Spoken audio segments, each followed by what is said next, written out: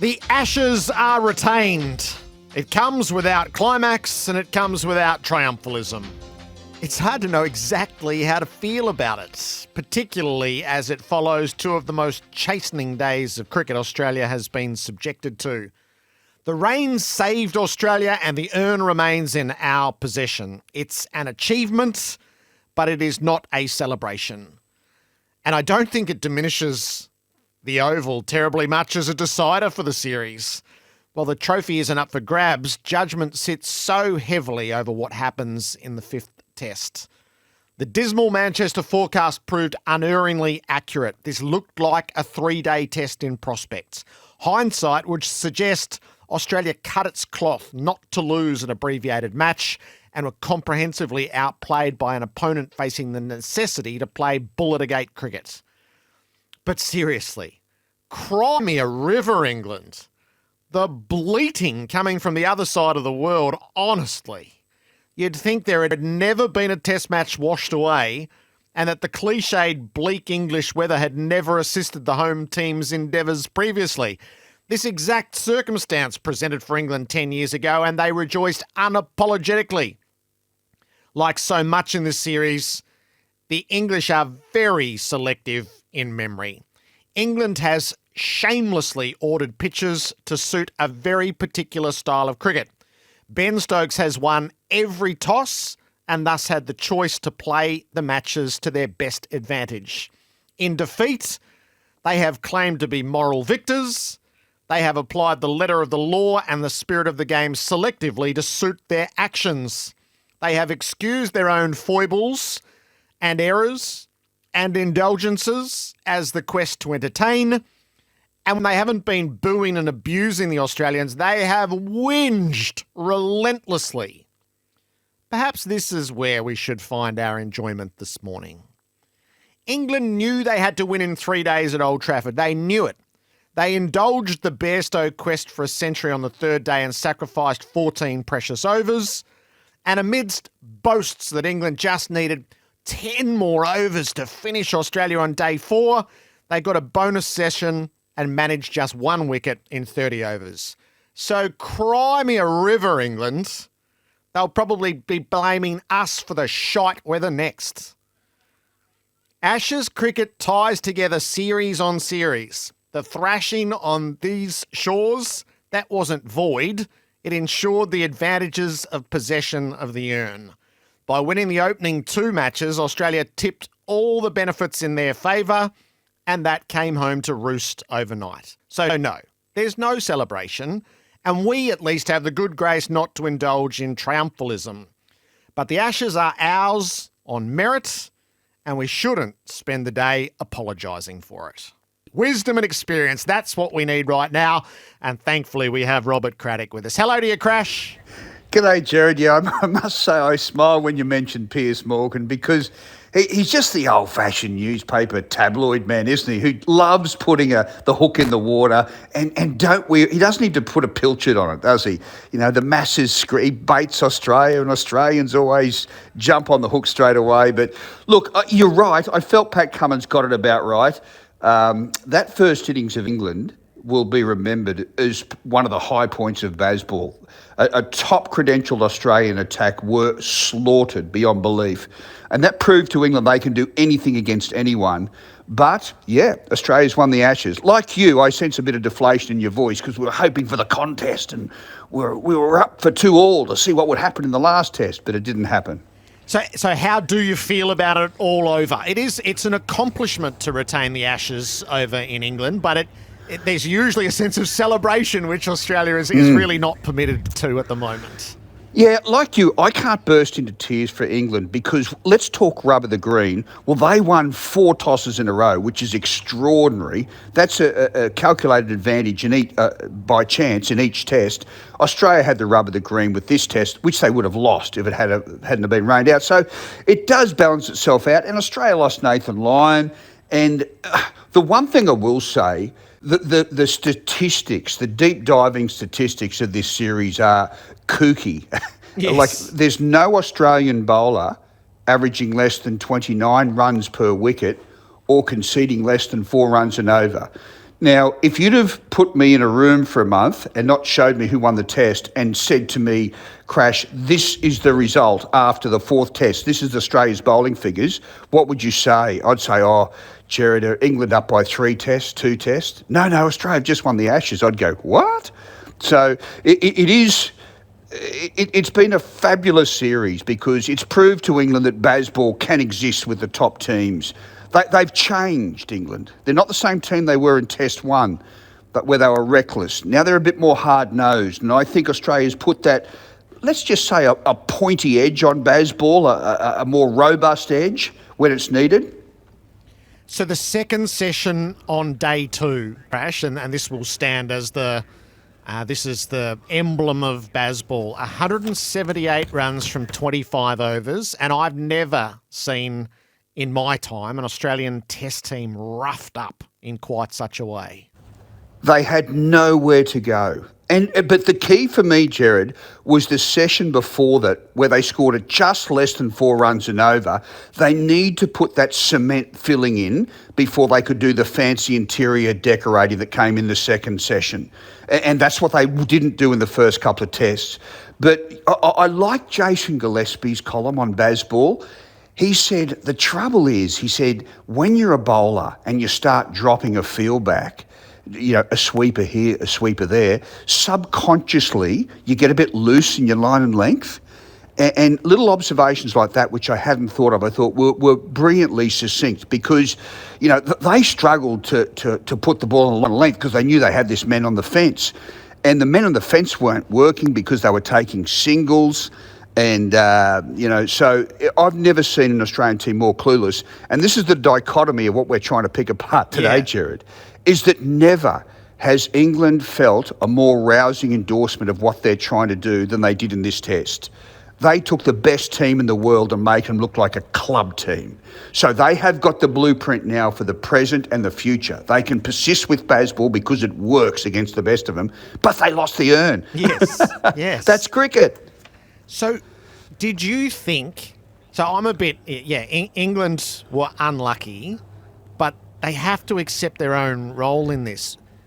The purest, so they declared too early at Edgbaston and they declared too late at Old Trafford. That was an indulgence what happened after lunch. There were 14 precious overs that they sacrificed.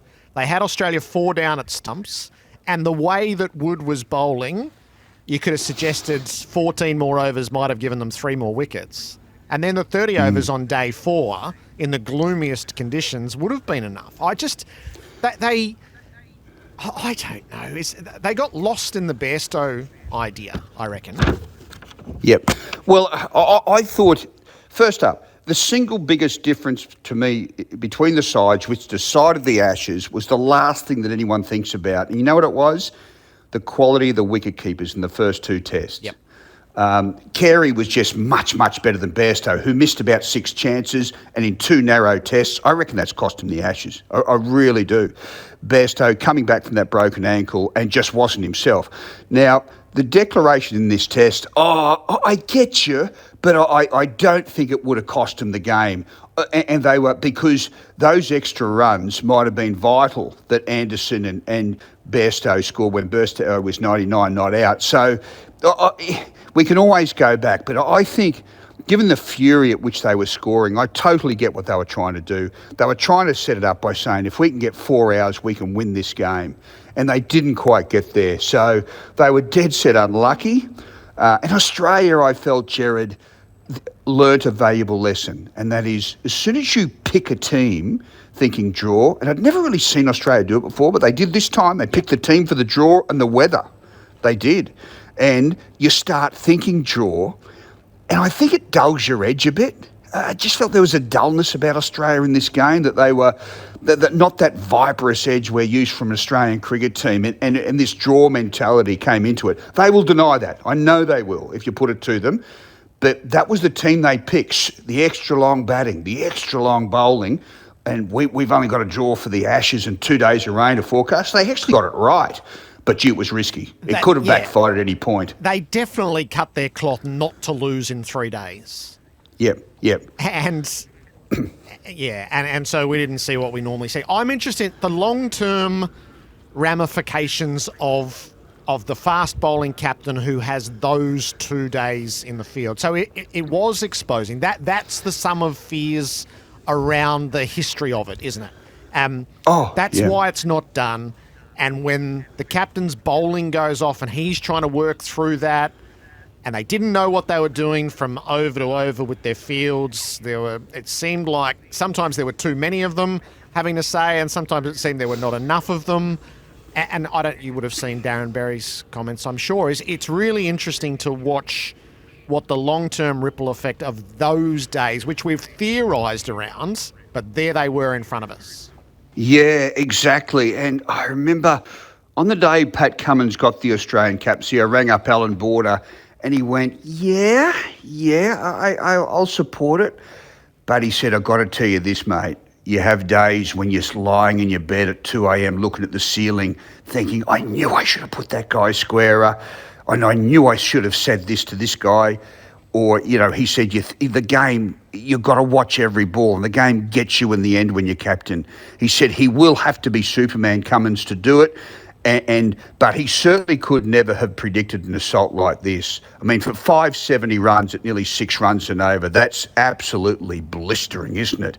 And you're right, he hadn't done a lot of captaincy, and it did find him out. Stephen Smith, as vice captain, was running the show for a while. The arms were going everywhere, and there was 4 or 5 coaches in the dressing room, not even sure what they were thinking. So, but this is the majesty of baseball. I mean, it just, there is only so much you can do when Johnny Bairstow's hitting balls over mid-wicket for 6. So, but yeah, I still like the idea of maintaining your dignity with an attacking field, or at least not a mega defensive one. Those easy singles were it just let England tick over and gain confidence, and it just never felt quite right. Do you feel like Cummins will be a long-term captain, or do you think the accumulation of all of this will lead to maybe a shorter term than we might have imagined at the start? Very, very good question. And it's a question I've been thinking about a lot over the past 3 or 4 days. And I'm reminded that he never had his sights on being a mega long-term captain. And certainly I think that this series will underscore that. Everything gets a bit easier from here at home in Tests. I mean, they've got Pakistan and the West Indies next summer. That's a glory summer for Australia. And he did stay cool throughout it, even though he lost his radar. There's no question. Like, he didn't start abusing people. He kept his mantra. He was true to himself, Cummins. And isn't it funny, Gerard? Like, he's won the World Test Championship. He's won the Ashes. He's beaten Sri Lanka in Sri Lanka, Pakistan in Pakistan. Yet here we are saying, what's now for Cummins? But it is chastening, isn't it, the force of this? Like, he's due a rest for the last test, Pat Cummins, no question about that, but he won't take one. And we are seeing all those reservations about appointing a captain as a fast bowler captain. We now see why, in the history of Australian cricket, stretching back to 1877, Ray Limwell, for 1 test only, was the only fast bowler to captain Australia before Cummins, because they do have so much on their plate. I just think the contrast between the first test, where Cummins leads from the front, he bowls and bats Australia to victory, and then the days in the 4th test. It's always an interesting position, but it is framed differently. So, in the early stages, I was looking at it and thinking, how exciting is this? There's that, what we've always grown up with is the batter who across 6 hours sets the tone for the Australian team by making the century, Ricky Ponting style. But Pat Cummins had the capacity to shape a test match with a single ball. He could alter momentum, and he routinely would. And then this is the second part of it. So how does all that balance out, and how much of a toll does it take over time? So it's every bit as fascinating as we thought it might be. Yeah, and the question is, Gerard, who would replace Pat Cummins as captain? Like, I like Cameron Green, but I like him after the next choice, Yeah. And I'm not sure who the next choice is. Stephen Smith, I say no to. If you're going to have him, you might as well have Cummins. Travis Head is supported by Jason Gillespie, but and I don't want to sound like a harsh marker here, but until South Australia do something in the Sheffield Shield, God, get off the bottom of the ladder, will you? Yeah. I find it really hard to think that the next Ian Chappell as a leader is down there at the moment. You know, I just think if Trav has already captained South Australia and they just won't, they're such a hard team to get moving. So until that happens, it's hard to have someone from down there. And Marnus Labuschagne Queensland have had every possible chance to appoint Marnus to a leadership position and haven't. They prefer Khawaja. They like Khawaja, and I get that too. He's a terrific leader. But George Bailey and his crew have always been vividly aware that Queensland don't believe that Marnus is leadership material. And I say that with a sense of mild bewilderment because he's the perfect age with the perfect record. He's going to play every test. There's certain parts of him that's suited to leadership. I'll give you one. A lot of batsmen never wanted to bat at number 3. He nearly shook Greg Chappell's arm out of the socket when he offered him his hand and said, how'd you like to bat there? You know, he couldn't wait. Bravery is a big part of captaincy, leading by example. But they still feel the guys playing with him think he's more the sort of the little chihuahua barking around and having a bit of fun. So, and that's not that they don't believe that's captaincy at the moment. To get the full credit for this odyssey, when this Australian team left these shores, World Test Championship and Ashes. So they've secured the World Test Championship, they'll bring the Ashes home. To get the full credit, they're going to have to win at the Oval. Do you think? Absolutely. Absolutely. If this is a 2-2 at the end of this series, the narrative will be, gee, how lucky with the rain. Poor, you know. And it will be that. That's why a win in the last test, and that's why they have to give deep, deep thought to their bowling attack for the last test. Boys, who is out of gas, you know? They're not good at finishing off series at times when their bowlers have had a lot of work. You know, they've got players like Michael Nisa on the sideline there. And it's interesting to see which way they'll go. But the Oval can be tricky. It can spin late. Do you bring Todd Murphy back? I would be tempted to, but it'll be interesting to see. So what questions what do they need to face up to, Crashes? I don't think... So I'll go first. I don't think Green plays with Marsh in this lineup, and Marsh has to play. His batting, oh my goodness, is he batting... He's batting the house down. And I think Murphy does need to play. I know why they didn't play him in this test, and I supported that in prospect. But to watch what was happening on day 2 and 3, that's why you have a spinner. I know all the revisionist history in this series, the flex point is when Nathan Lyon gets injured. And I think it gives us the full appreciation in his absence of what he is. Yep. Oh, yeah. And hasn't he been underrated? And you know I say it a lot, but that quote by Stuart Broad last summer in Australia where he said, I'm sick and tired of our team meetings finish up with, and also Nathan Lyon. Yeah. He said he should be one of the first guys discussed. He said we underrate him every season. And, when he left, they weren't quite the same. They didn't have that last day banker man, and it made him feel really nervous.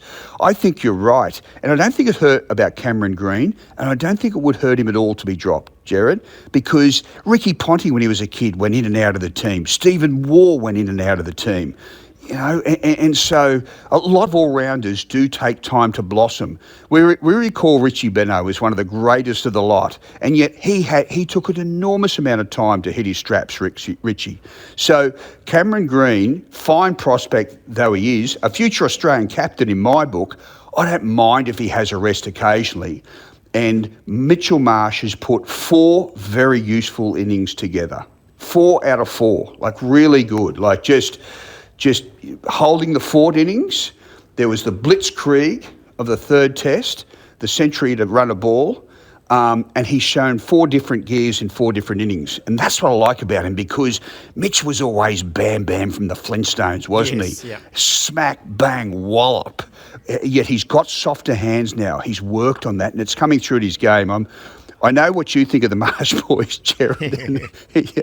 So I could hear it in your voice just then, actually. You were loving it, weren't you? Yeah. And fair enough, too. He's been terrific. He's batting like I've never seen him bat before in red ball cricket. And your words were, you can't waste form like this. I think that's right. And he gets this awesome opportunity now. He's going to be a centrepiece of Australia's World Cup campaign in the 50-over format. And really, if he comes through that, he should be in the Test team at the start of the new summer. We shouldn't be relegating him. So the team balance is interesting. I think Hazelwood plays, given that Australia didn't bowl the overs that they would have banked on. They've had 2 additional days rest. So I don't see Nisa in that team now, whereas initially if this had gone the distance and Australia had been pummeled further, I think there would have been a switch. And I do think the spinner plays. Yeah, it's just if Mitch Stark's got a niggle, and that'd be interesting. But, yeah, the Quicks have all taken 15 or 16 wickets. They've been in, out, up and down. They've been hammered away. But their bowling averages are almost identical, all around the 30 runs per wicket mark, which that's below their traditional standards. But this is baseball. And you would think, because that is the case, you'd think, oh, so the batsmen have cleaned it up, have they, for the bowlers? Well, not exactly, because they haven't been great either. They haven't been as good as they should have been, and that was clear out of day one. Robert Craddock, wisdom and experience this Monday.